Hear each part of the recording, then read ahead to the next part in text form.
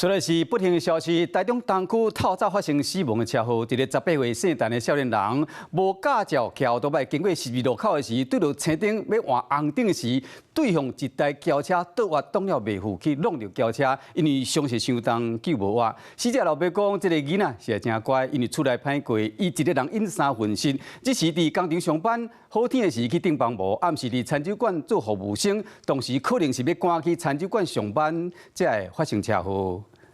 原先的轿车驶过路口被倒滑，对面一台奥多摆直接骑过来，起诉看到轿车袂互动，转去弄到轿车正边的车身，连忙带车摔伫涂骹。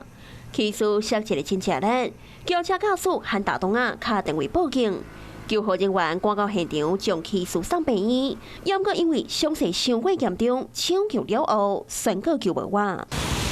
车祸就发生伫今仔日半暝1点，地点就伫台中东区汉溪西路一段甲十架路口。警方讲，赛车是28岁姓张的查某人，骑奥多摆的是18岁姓陈的男子。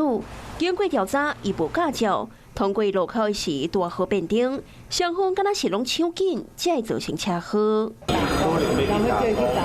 打工，啊，大家庭袂世界，阿嬷讲要出门。 阿妈去打工哦，啊，如果有餐酒馆，你就可能晚上的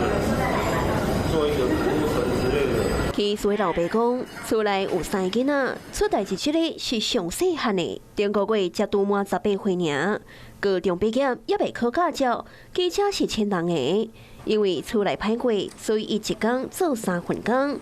日时伫工厂，天气好就去举帮无；暗时伫餐酒馆做服务生。发生车祸时是半暝1点，已经有可能是要赶去餐酒馆上班。发生车祸当时，路口拄变灯，双方敢有牵涉到交通违规，警方等咧调查。